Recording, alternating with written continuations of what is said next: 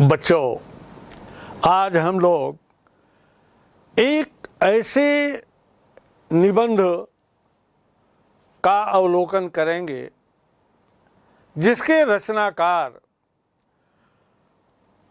आधुनिक हिंदी साहित्य की स्थापना में बहुत योगदान दिया है। बच्चों, आज हम आधुनिक हिंदी साहित्य की स्थापना में सशक्त भूमिका का निर्वहन करने वाले बाल मुकुंद गुप्त जी पर चर्चा करेंगे। उनका पाठ है, उनका निबंध है विदाई संभाषण। बच्चों, श्री बाल मुकुंद गुप्त का जन्म 14 नवंबर 1865 के हरियाणा के रेवाड़ी जिले के गुड़ियानी गांव में हुआ था। पिता का नाम लाला पूर्णमल था। इनकी आरंभिक शिक्षा उर्दू में हुई और विधिवत शिक्षा मिडिल स्कूल तक प्राप्त की और शेष जो है अपने स्वाध्याय के द्वारा अपने ज्ञान की वृद्धि की। और 15 वर्ष की आयु में अनार देवी जी के साथ इनका पाणिग्रहण संस्कार हुआ। बाल मुकुंद गुप्त बहुत ही अध्ययनशील, सहनशील और साथ ही कुशाग्र बुद्धि के थे, बहुत तेज बुद्धि के थे, खड़ी बोली और आधुनिक हिंदी साहित्य को स्थापित करने वाले लेखकों में से एक थे। इनका नाम हिंदी साहित्य की स्थापना में, खासकर आधुनिक हिंदी साहित्य की स्थापना में बड़े गौरव के साथ लिया जाता है। श्री बाल मुकुंद गुप्त जी को भारतेंदु युग और द्विवेदी युग के बीच की कड़ी के रूप में देखा जाता है।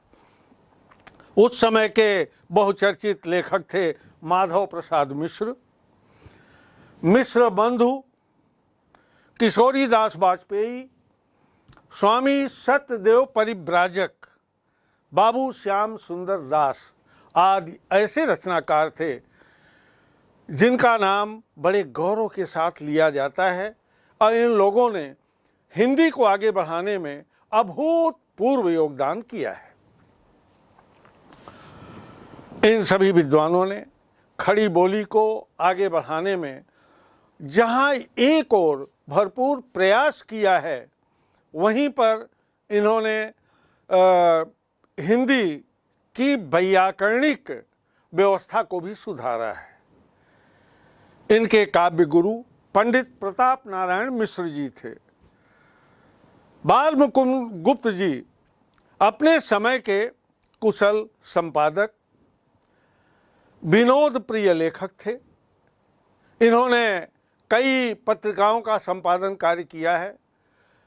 उर्दू के 2 पत्रों अखबारे चुनार और कोहे नूर का इन्होंने संपादन किया है।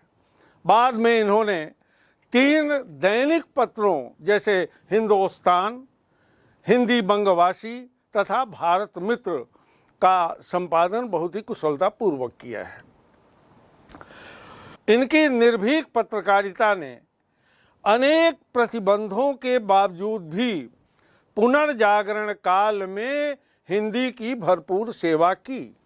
पत्रकारिता और साहित्य लेखन के साथ साथ बहुत महत्वपूर्ण रचनाकारों ने हिंदी साहित्य को अनेक उपहार दिए हैं।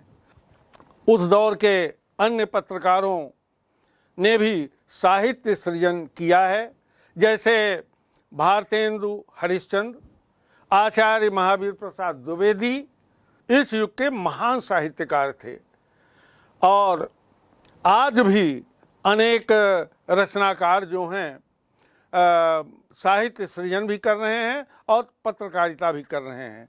जैसे नाम आता है पुराने में पद्मलाल पुन्नालाल जी बख्शी, इन्होंने सरस्वती का संपादन किया था। पंडित बलदेव प्रसाद मिश्र, पंडित बबन प्रसाद मिश्र, कन्हैया लाल नंदन, सुदामा शरद, राजेंद्र अवस्थी, रमेश नैयर, गिरीश पंकज आदि अनेक रचनाकार जो भरपूर साहित्य की सेवा कर रहे हैं। इसके साथ साथ इन्होंने पत्रकारिता में भी कीर्तिमान स्थापित किया है। यह परंपरा भारतेंदु युग से शुरू हुई और आज तक चल रही है, लेकिन वर्तमान में बहुत कम ऐसे रचनाकार हैं जो पत्रकार और साहित्यकार दोनों हों। श्री बाल मुकुंद गुप्त जी के लिए पत्रकारिता जो है वह एक तरह से स्वाधीनता संग्राम का हथियार थी। यही कारण है कि उनके लेखन में निर्भीकता पूरी तरह से विद्यमान है। साथ ही उनमें व्यंग विनोद का भी पुट देखने को मिलता है। वे शब्दों के अद्भुत पारखी थे। बाल मुकुंद गुप्त जी का देहावसान 42 वर्ष की आयु में 18 सितंबर सन 1907 में हो गया। पुनर्जागरण काल का सितारा जो है वो डूब गया।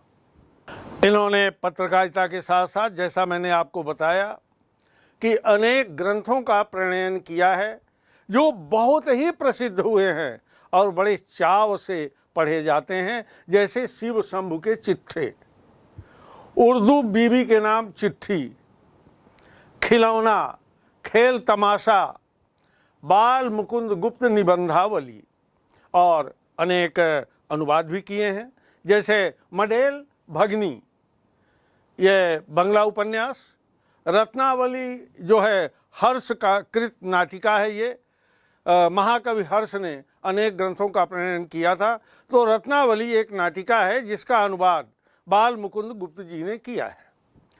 गुप्त जी ने देशभक्तिपूर्ण साहित्य की सर्जना अधिक की है। तत्कालीन ब्रिटिश सरकार पर इन्होंने व्यंग्यात्मक लेख लिखे हैं। इनकी भाषा शैली के संबंध में आचार्य रामचंद्र शुक्ल का मानना है कि गुप्त जी की भाषा बहुत चलती, सजीव और विनोदपूर्ण होती थी।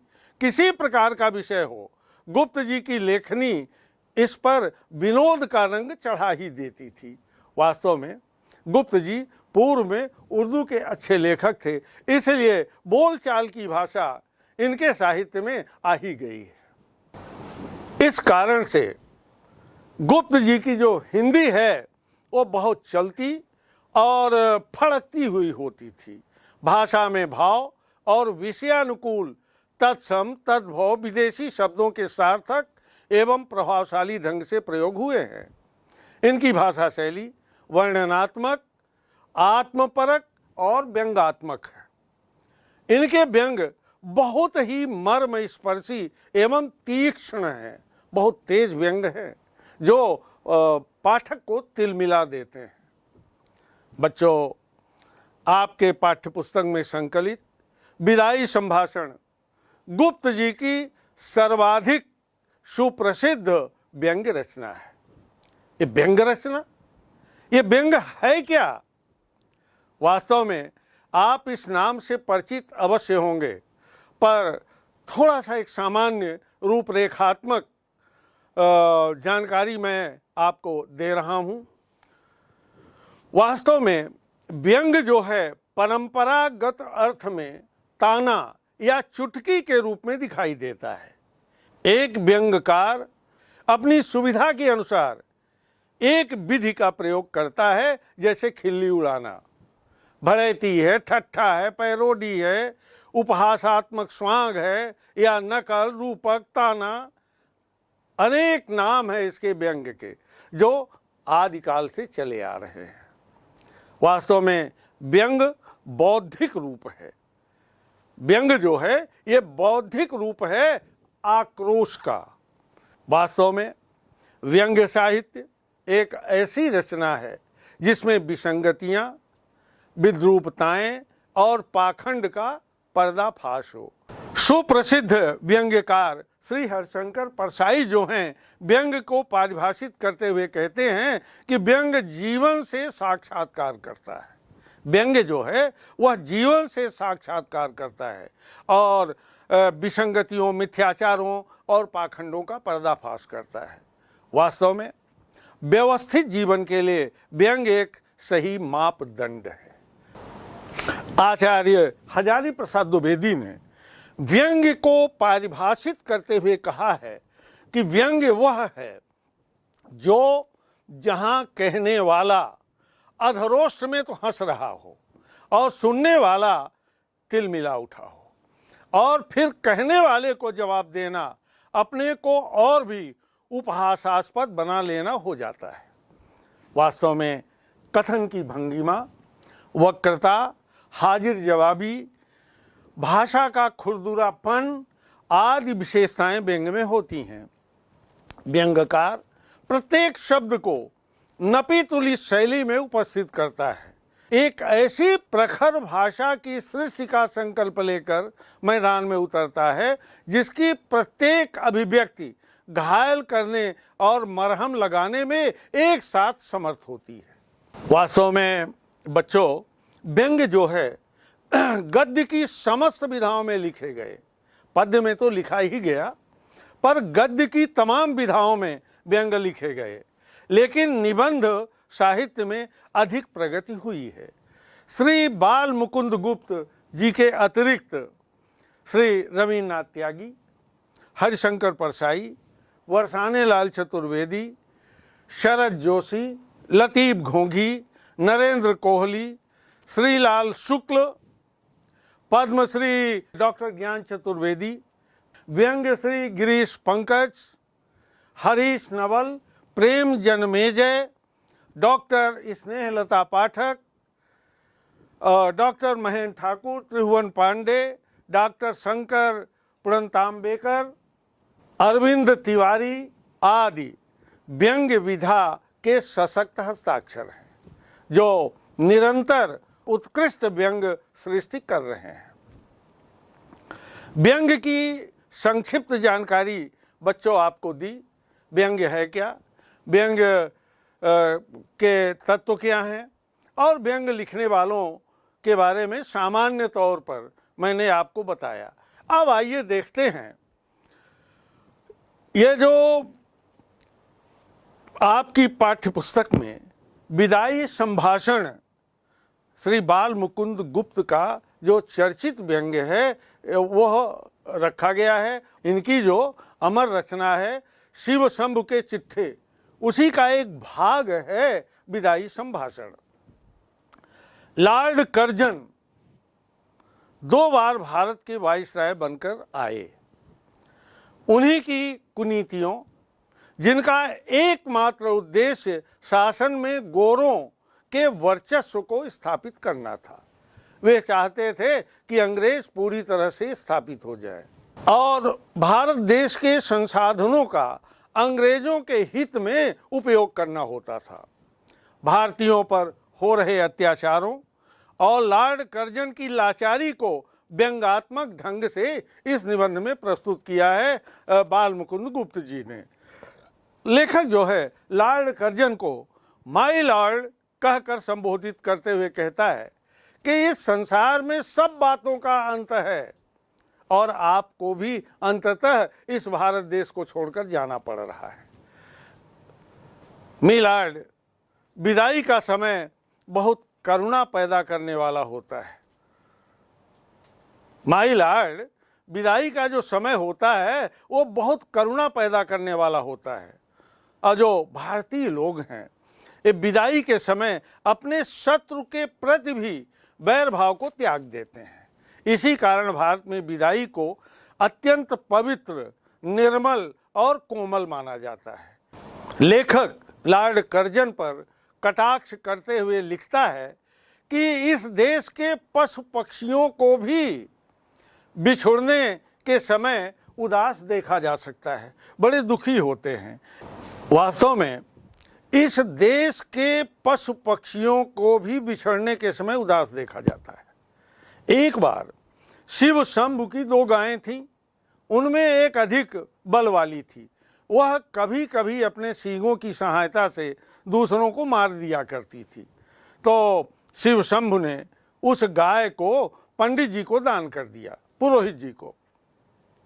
अब पुरोहित जी अपने यहाँ जब ले गए तो उस गाय ने खाना खाना बंद कर दिया। वह घास दाना कुछ भी नहीं खा रही थी। और जिन गायों को शिव शंभु ने घर में रखा था उन्होंने भी दाना पानी छोड़ दिया। तो इस तरह से वास्तव में बिछुड़ने का जो दर्द है हमारे यहाँ पशु पक्षियों को भी बहुत होता है। माय लॉर्ड, आगे भी इस देश में जो प्रधान शासक आए अंत में उनको जाना पड़ा। इसमें आपका जाना भी परंपरा की चाल से कुछ अलग नहीं है, क्योंकि आप भी जाने के लिए ही आए हैं। वास्तव में आया है सो जाएगा, राजा रंक फकीर, यह तथ्य तो दूसरे तरफ इंगित करता है। लेकिन जो इस देश में आया शासन करने और खासकर ब्रिटिश समय में जो आया है वह गया है। तथापि आपके शासनकाल का नाटक घोर दुखांत है। आगे भी इस देश में जो प्रधान शासक आए अंत में उनको जाना पड़ा। इससे आपका जाना भी परंपरा की चाल से कुछ अलग नहीं है, ये परंपरागत है। तथापि आपके शासनकाल का नाटक जो है घोर दुखांत है। और अधिक आश्चर्य की बात यह है कि दर्शक तो क्या, स्वयं सूत्रधार भी नहीं जानता था कि उसके खेल का सुखांत समझकर खेलना आरंभ किया था, पर वो दुखांत हो जाएगा। आपको भी पता नहीं था कि आपकी अंतिम स्थिति कितनी दर्दनाक होगी, कितनी दुखांत होगी। आप एक सूत्रकार के रूप में इस देश में काम करते रहे, लोगों पर अत्याचार करते रहे, लेकिन आपका अंत जो है वह अत्यंत दुखद रहा, दुखांत रहा। जिसके आदि में सुख था, मध्य में सीमा से बाहर सुख था, और उसका अंत ऐसे घोर दुख के साथ हुआ। घमंडी खिलाड़ी समझता है कि दूसरों को अपनी लीला दिखाता हूं, किंतु पर्दे के पीछे एक और लीला में ही लीला कर रहा है, उसकी खबर नहीं होती। और अगर इसको हम आध्यात्मिक रूप में लें तो एक तीसरी ताकत और है जिसे हम परमात्मा के नाम से जानते हैं। लेकिन चूंकि ये व्यंग्य है तो यहाँ पर लेखक ने महारानी विक्टोरिया के रूप में तीसरी शक्ति का प्रयोग किया है।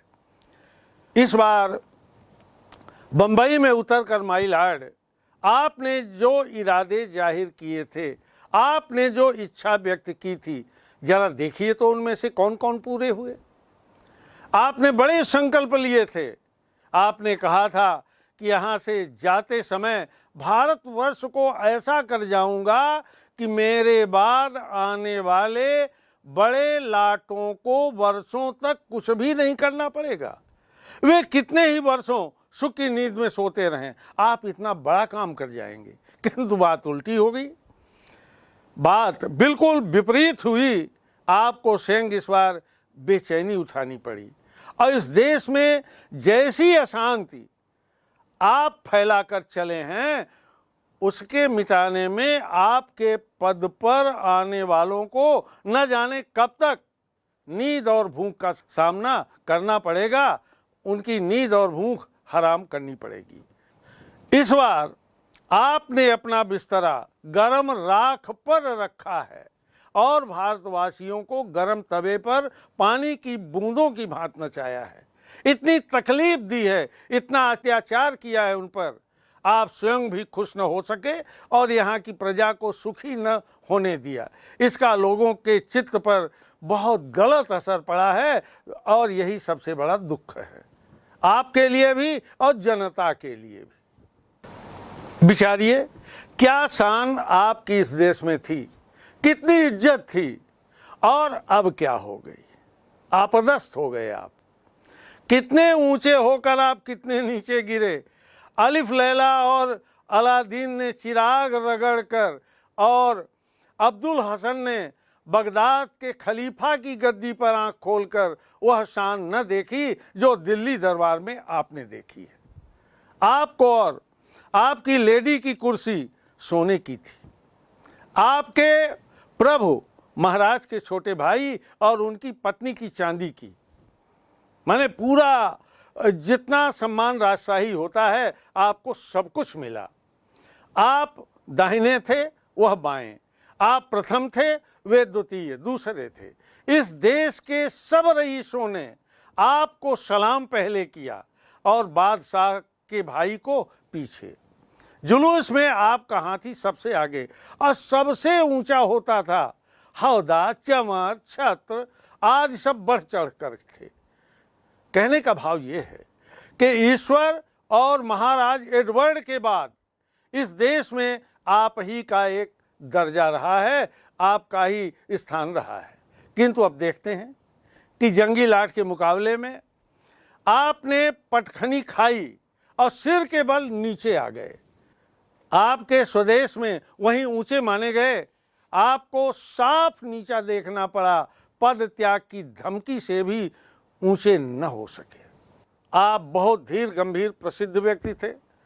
उस सारी धीरता गंभीरता का आपने इस बार काउंसिल में बेकानूनी कानून पास करते और कन्वोकेशन भाषण देते समय दिवाला निकाल दिया।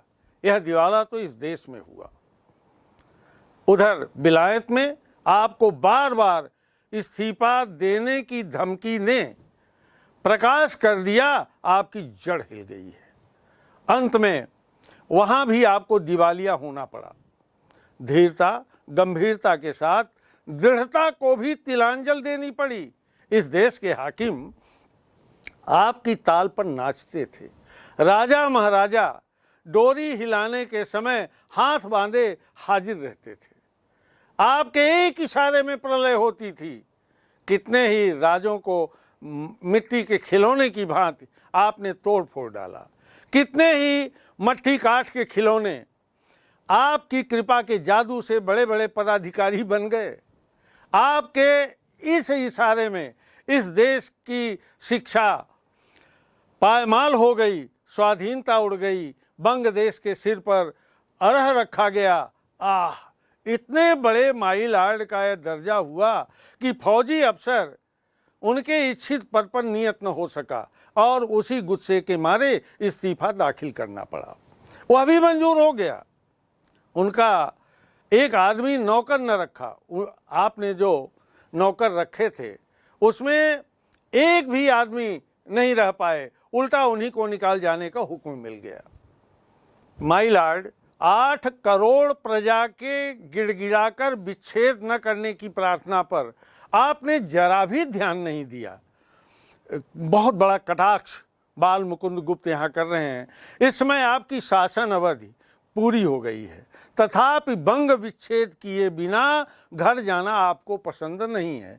आखिर आपने उसको बंग को विच्छेद कर ही दिया, टुकड़ों में बांट दिया। नादिर से भी बढ़कर आपकी जिद्द है। क्या समझते हैं कि आपकी जिद्द से प्रजा के जी में दुख नहीं होता? आप विचारिए तो, एक आदमी को आपके कहने पर पद न देने से आप नौकरी छोड़ जाते थे। इस देश की प्रजा को भी यदि कहीं जाने की जगह होती तो क्या वह नाराज होकर इस देश को छोड़ न जाता? यहाँ की प्रजा ने आपकी जिद का फल देख लिया। उसने देख लिया कि आपकी जिस जिद ने इस देश की प्रजा को पीड़ित किया, आपको भी उससे कम पीड़ा न हुई।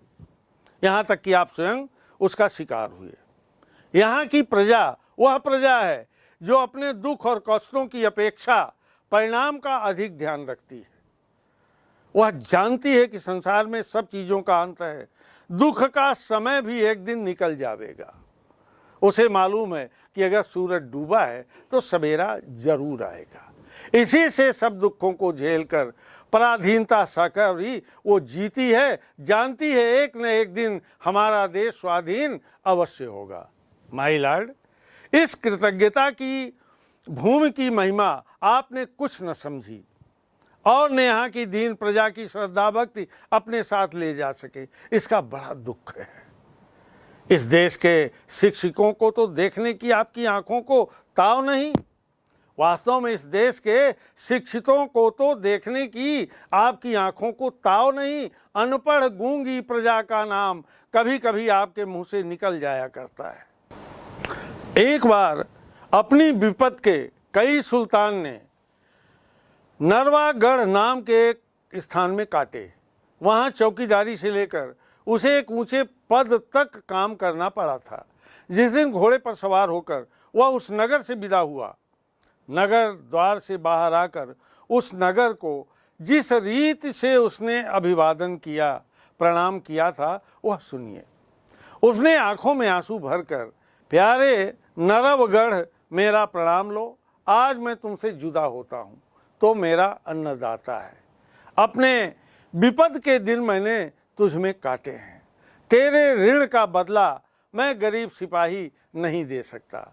भाई नरवगढ़, यदि मैंने जानबूझकर एक दिन भी अपनी सेवा में चूक की हो, यहाँ की प्रजा की सुख चिंता न की हो, यहाँ की स्त्रियों को माता और बहन की दृष्टि न देखा हो, तो मेरा प्रणाम न ले, नहीं तो प्रसन्न होकर एक बार मेरा प्रणाम ले और मुझे जाने की आज्ञा दे। माय लॉर्ड, जिस प्रजा में ऐसे राजकुमार का गीत गाया जाता है, उसके देश से क्या आप भी चलते समय कुभाषण करेंगे? क्या आप कह सकेंगे, अभागे भारत, मैंने तुझसे सब प्रकार के लाभ उठाया और तेरी बदौलत वह शान देखी जो इस जीवन में असंभव है। तूने मेरा कुछ नहीं बिगाड़ा, पर मैंने तेरे बिगाड़ने में कुछ भी कमी न की। संसार में सबसे पुराने देश, अब तक मेरे हाथ में शक्ति थी, तेरी भलाई की इच्छा मेरे जी में न थी। शासन जरूर मेरे हाथ में था, पर भलाई की इच्छा मेरे मन में नहीं थी। अब कुछ शक्ति नहीं है जो तेरे लिए कुछ कर सकूं, पर आशीर्वाद करता हूं कि तू फिर उठे और अपने प्राचीन गौरव और यश को फिर से प्राप्त करे। मेरे बाद आने वाले तेरे गौरव को समझें। आप कह सकते थे, कर सकते थे, यह देश आपकी पिछली सब बातें भूल सकता है, पर इतनी उदारता माई लॉर्ड आप में कहाँ है? माई लॉर्ड, जिस प्रकार आपका बहुत ऊंचे चढ़कर गिरना और यहाँ के निवासियों को दुखित कर रहा है, गिर पर पड़ा रहना उससे भी अधिक दुखित करता है। आपका पद छूट गया, तथापि आपका पीछा नहीं छूटा है। एक अदना क्लर्क जिसे नौकरी छोड़ने के लिए 1 महीने की नोटिस मिल गया हो, नोटिस की अवधि को बड़ी घृणा से काटता है। आपको इस समय अपने पद पर रहना कहाँ तक पसंद है, यह आप ही जानते होंगे। आपकी दशा पर आपको कैसी घृणा आती है, इस बात को जान लेने का इन देशवासियों को अवसर नहीं मिला, पर पतन के पीछे इतनी उलझन में पड़ते उन्होंने किसी को नहीं देखा। माय लॉर्ड, एक बार अपने कामों की ओर ध्यान दीजिए। आप किस काम के लिए आए थे और क्या करके चले गए? आए थे यहाँ शासन करने, प्रजा का कल्याण करने, भारत का कल्याण करने, पर आपने किसका कल्याण किया? अंग्रेजों का। अरे शासक प्रजा के प्रति कुछ तो कर्तव्य होता है, यह बात आप निश्चित मानते होंगे। तो कृपा करके बतलाइए, क्या कर्तव्य आप इस देश की प्रजा के साथ किए और उसका आपने क्या पालन कराया? क्या आंख बंद करके मनमाने हुक्म चलाना और किसी की कुछ न सुनने का नाम ही शासन है? क्या प्रजा की बात पर कभी कान न देना और उसको दबाकर उसकी मर्जी के विरुद्ध जिद्द से सब काम किए चले जाना ही शासन कहलाता है? यह शासन नहीं है माय लॉर्ड। एक काम तो ऐसा बताइए जिसमें आपने जिद्द छोड़कर प्रजा की बात पर ध्यान दिया हो। कैसर और जार भी घेरने से, घोटने से प्रजा की बात को सुन लिया करते थे, पर आप एक मौका तो बताइए जिसमें किसी अनुरोध या प्रार्थना सुनने के लिए प्रजा के लोगों को आपने अपने निकट फटकने दिया हो और उनकी बात सुना हो। नादिर शाह ने जब दिल्ली में कत्लेआम किया तो आसिफ जाह की तलवार गले में डालकर प्रार्थना करने पर उसने कत्लेआम उसी दम रोक दिया। पर आप ही देखिए, 8 करोड़ प्रजा के गिड़गिड़ाने पर आपने क्या किया। बच्चों, आपने विदाई संभाषण व्यंग को देखा। इसमें कुछ प्रश्न बनते हैं, जैसे शिव शंभु की 2 गायों के माध्यम से लेखक क्या कहना चाहता है। वास्तव में शिव शंभु की 2 गायों के माध्यम से लेखक भारत के तत्कालीन वायसराय लॉर्ड कर्जन को यह बताना चाहता है कि भारत एक देश है जहां शत्रु के बिछुड़ने पर भी दुख का अनुभव होता है। ये मैं आपको उस समय बता भी चुका हूँ। शिव शंभु की एक गाय दूसरी गाय को अपने सींगों से टक्कर मारकर दुख पहुँचाती थी, और भी कमज़ोर गाय उनसे बिछुड़ने पर दुख को अनुभव करती है। इसके बावजूद भी लेखक ये बताना चाहता है कि भारत देश जो है यह भावनाओं का देश है, करुणा का देश है। यहाँ पशु पक्षी भी बिछुड़ते समय आपसी बैर भाव को बुलाकर दुख का अनुभव करते हैं। इस प्रकार लॉर्ड कर्जन ने भारत में रहते हुए भारतवासियों को बहुत दुख पहुँचाया। उसने भारतवासियों को पतन की ओर धकेल दिया। फिर भी भारतवासियों के उसके जाने का गहरा दुख है और वे दुखी हो रहे हैं लॉर्ड कर्जन के विदाई के कारण। अब एक प्रश्न और बनता है, 8 करोड़ प्रजा के गिड़गिड़ाकर विच्छेद न करने की प्रार्थना पर आपने जरा भी ध्यान नहीं दिया। यहाँ किस ऐतिहासिक तथ्य की ओर संकेत किया गया है। यहाँ लेखक ने 1905 में लॉर्ड कर्जन द्वारा किए बंगाल के विभाजन की ऐतिहासिक घटना की ओर संकेत किया है। लॉर्ड कर्जन भारत में 2 बार वाइसराय बनकर आया। पहली बार 1899 से 1904 तक तथा दूसरी बार 1904 से 1905 तक भारत का वाइसराय बना। इस पूरे समय में उसने अंग्रेजों का वर्चस्व स्थापित करने और भारत के संसाधनों का अंग्रेजों के हित में प्रयोग करने का कार्य किया। उसने भारतीय लोगों को पूरी तरह असहाय और लाचार बना दिया। भारत के लोग बंगाल का विभाजन नहीं चाहते थे, किंतु उसने अपनी मनमानी करते हुए अपनी जिद में आकर के बंगाल को 2 टुकड़ों में उसने बांट दिया। यद्यपि उस समय उसका भारत में वायसराय बने रहना का जो कार्यकाल है वो समाप्त हो रहा था, लेकिन भारत से जाते जाते उसने बंगाल का विभाजन कर ही दिया। अब बच्चों, आखिर कर्जन को इस्तीफा क्यों देना पड़ा। लॉर्ड कर्जन 2 बार वायसराय के रूप में भारत आया।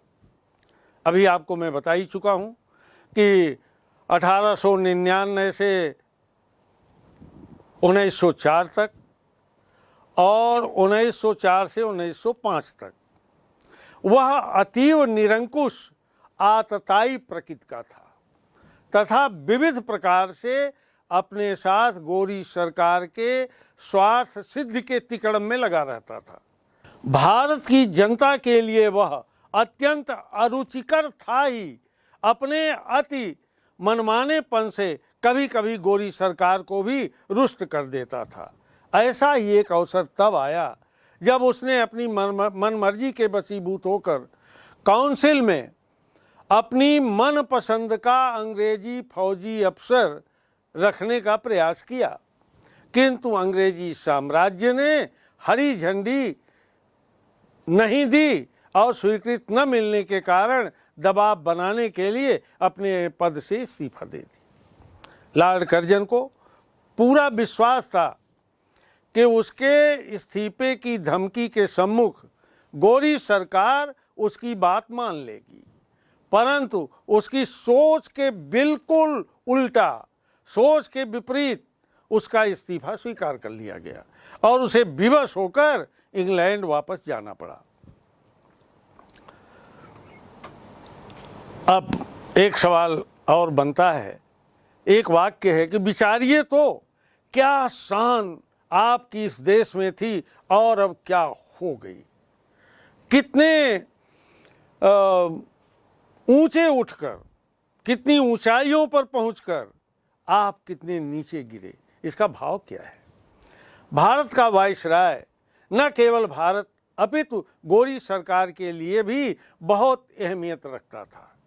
इस पद पर आसीन व्यक्ति अतीव सम्मान की नज़र से देखा जाता था, परंतु लॉर्ड कर्जन ने इस पद का इस कदर दुरुपयोग किया, भारत एवं भारतीयों का अपने तथा अपने देश के स्वार्थ के लिए वह यहाँ की जनता का शोषण किया, भारतीयों की भावनाओं को आहत किया, ठेस पहुंचाई, जिसके कारण भारतीयों की नज़र से तो गिरा ही गिरा, अपने मनमानेपन के कारण, कभी कभी अपने पद एवं बदले के अनुरूप कार्य न होने के कारण गौरी सरकार तक की आंख की किरकिरी हो गया और उसे अपना बोरिया बख्शी बांध करके इंग्लैंड लौटना पड़ा। एक प्रश्न और बनता है कि आपके और यहाँ के निवासियों के बीच में कोई तीसरी शक्ति भी है। यहाँ ऐसा लेखक ने क्यों कहा है।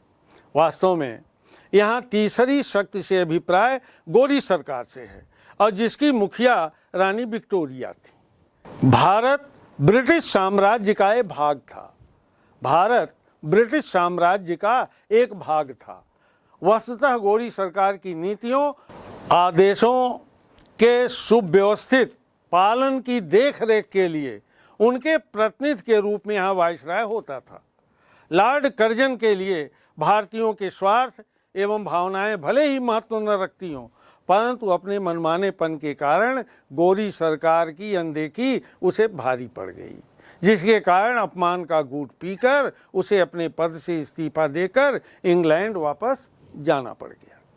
बच्चों, अभी चर्चा के दौरान मैंने नादिर शाह का नाम लिया था। ये नादिर शाह कौन था, इसमें किस संदर्भ में उसका जिक्र आया है, उल्लेख हुआ है। ये नादिर शाह का जन्म 1688 में हुआ था। वह सन 1736 से 1747 तक ईरान का शासक था।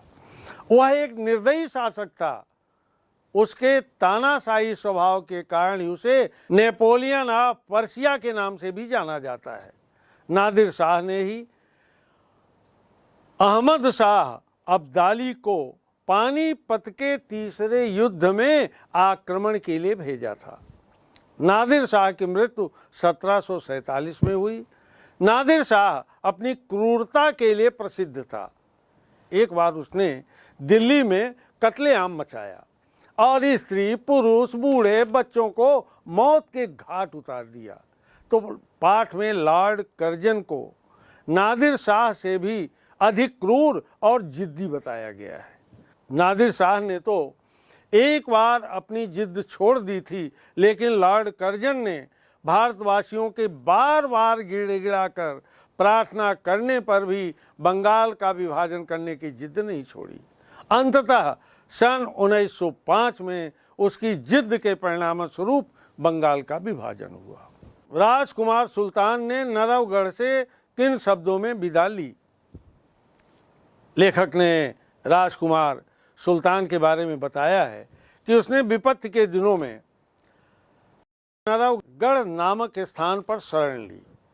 वहाँ उसने चौकीदारी से लेकर ऊंचे पद तक काम किया और वह जब वहाँ से विदा हुआ तो उसकी आंखों में नरवगढ़ के प्रति कृतज्ञता का भाव था। उसने नरवरगढ़ को संबोधित करते हुए बड़े विनम्र भाव से कहा, प्यारे नवरगढ़, मेरा प्रणाम स्वीकार कर ले। आज मैं तुझसे जुदा होता हूँ, तू मेरा अन्नदाता है। अपने विपद के दिन मैंने तुझ में काटे हैं। तेरे ऋण का बदला मैं गरीब सिपाही नहीं दे सकता। भाई नरवरगढ़, यदि मैंने जानबूझकर एक दिन भी अपनी सेवा में चूक की हो, यहाँ के प्रजा की शुभ चिंता नहीं की हो, यहाँ की स्त्रियों को माता और बहन की दृष्टि से नहीं देखा हो तो मेरा प्रणाम न ले, नहीं मैं तो प्रसन्न होकर एक बार मेरा प्रणाम स्वीकार कर ले और मुझे जाने की आज्ञा दे। इस प्रकार उसने अपने आंखों में आंसू भरकर नवरगढ़ से विदा ली थी। वास्तव में बच्चों, विदाई संभाषण व्यंग्य को आपने देखा, समझा। व्यंग्य क्या है, व्यंग्य के कितने तत्व होते हैं, कौन कौन व्यंग्यकार हुए, और बाल मुकुंद गुप्त जी का यह व्यंग्य किस तरह का है, इस सब पर आपने बहुत बारीकी से अध्ययन किया। वास्तव में जब हम इसके केंद्रीय भाव की ओर जाते हैं, निष्कर्ष की ओर जाते हैं, तो इस पाठ में लेखक ने भारतीयों की तत्कालीन बेबसी, दुख एवं लाचारी के साथ सरकारी तंत्र की निरंकुशता के प्रबल पक्षधर लॉर्ड कर्जन की व्यवस्था को व्यंग्यात्मक ढंग से जोड़कर दर्शाने की कोशिश की है। साथ ही इस विषय पर भी ध्यान आकर्षित करने का प्रयास किया है कि शासन की निरंकुशता और आतताई रूप हर किसी के लिए कष्टकर होता है, चाहे वह सामान्य जनता हो या लॉर्ड कर्जन जैसा वायसराय। यह पाठ प्रेस पर पाबंदी के दौर में भी विनोद प्रियता, चुलबुलापन, संजीदगी, नवीन भाषा प्रयोग और रवानगी के साथ एक साहसिक गद्य का नमूना भी है।